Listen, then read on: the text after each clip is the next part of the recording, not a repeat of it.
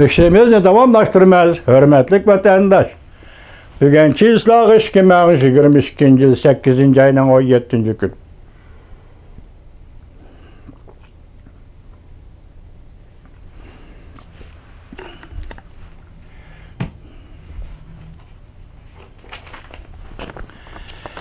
Endeki haberlerimiz kısa haberler vatandaşlar.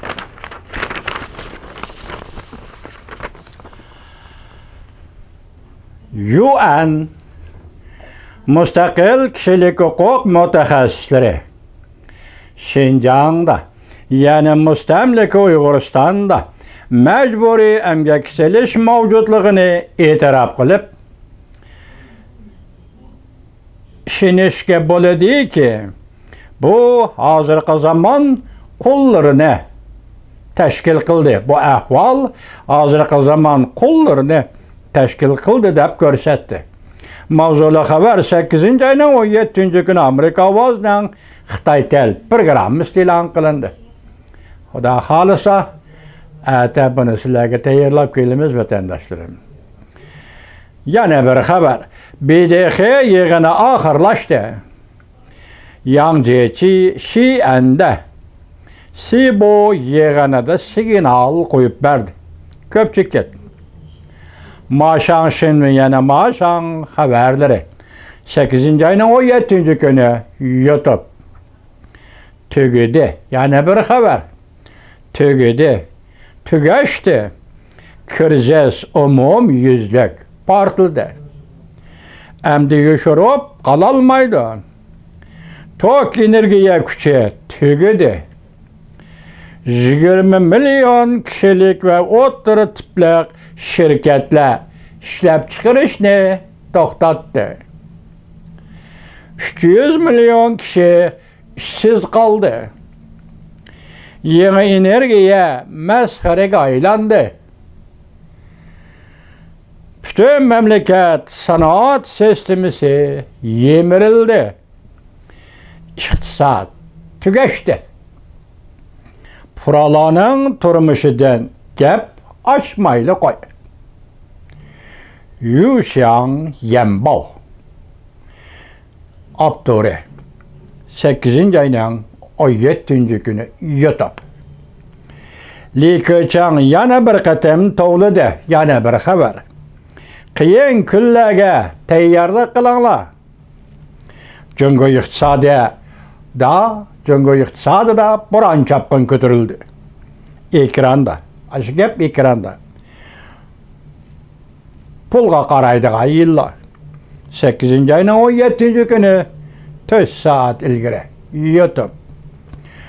Jungodagi cho'ng sanat markazi parallech bo'lib qoldi. Jungo iqtisodi umumiyüzlik gumron bo'ldi. Canlı'nın nazarı. YouTube 8. ayının 15. günü. Zor özgürüş. Jungo'da yakında qor ko'chgandek ko'chish bilan asli gadaylıqqa qaytish boshlandi.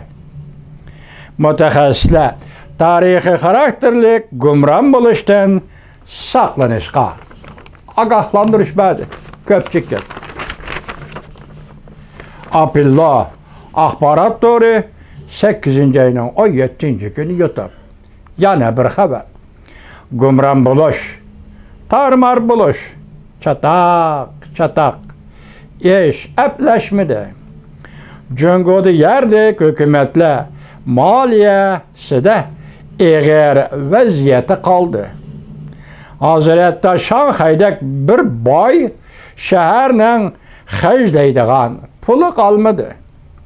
Moliyadan yordam berish qiyin ahvolda qoldi. Men mushundaq deyman.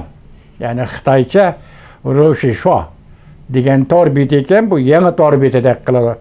8. ayının 17. günü YouTube. Yani bir haber. Lugansk'da mesela Donetsk, Lugansk degan Ukrayna zimildirni Vladimir Putin Rusya mustaqil bo'ldi deb e'lon qilib e'tirof qilishlar degan emasmidi? Hozir shuning ichidagi Luganskda turishliq Rossiya armiyasining bosh shtabi Hays raketasi bilan töp-töz qilib o'tildi. 100 nafardan ortiq Rossiya askari bu olam bilan xo'shlashdi. Janglining nazari 8-oyning 17-kuni YouTube. Li Keqiang yana bir xabar. Deng Xiaopingga o'xshash Shenzhen shahrini ziyorat qildi. Qasam berdi. Xi Jinping sovuq muomalaga uchradi. O'zidan o'ziga so'raydigan yoki o'zidan o'ziga so'zlaydigan bo'lib qoldi. Hopla. Chata qopdi, so'zlaydigan bo'lib qoldi. O'rtaq bay bo'layli deb Xi Jinping o'zidan o'ziga so'zlaydigan bo'lib qoldi. Jiang Xinji, bu endi bu kon obzorchi da'vatı cuma gapni. Jiang Xinji YouTube 8-oyning 17-kuni. Men keldim. Yani bir xabar. Li Keqiang o'zini oshkorladi. Rongyanning dunyoga nazari YouTube 8-oyning 16-kuni. Yana bir xabar. Taqilishga boshladi. Gumron bo'lishga boshladi. Yemirilishga boshladi. Xi Jinping Shenzhen shahrida uy imorat tijoratidan cho'ng chataq chiqdi. Hozir yaqinda Li Keqiang BDX'da yenibla bu shaharni ziyorat qilgan edi. Balki yig'in oxirlashmay turibla bu shaharga kelgan edi. Tarixda Danshun Janubga ziyorat deganni ijod qilgan Deng Xiaoping dal Shenzhen shahriga kelgan edi. Bugun Li Keqiang dal shu Shenzhen shahriga keldi. Hozir bu yer nima deydi? Cho'ng chataq chiqdi. Taqilishga boshildi shirkatlar, gumron bo'lishga boshildi shirkatlar, yemirilishga boshladi shirkatlar. Shenzhen shahrida uy imorat tijoratidan cho'ng chataq chiqdi. 600 yurishlik uy imorat shirkati gumron bo'ldi. 100 milliard xalq puliga yaraydigan shirkatlar taqilishga duchor bo'ldi. Jungoda uy imorat tijorati umumyuzlik gumron bo'ldi. Her kuni yüzlerce shirkat taqal gumron bo'ldi. Qutuldirish mumkin emas. Uzul kasal gumron bo'ldi. 8-oyning 17-kuni Dongpang Yanbaoshi avtori YouTube.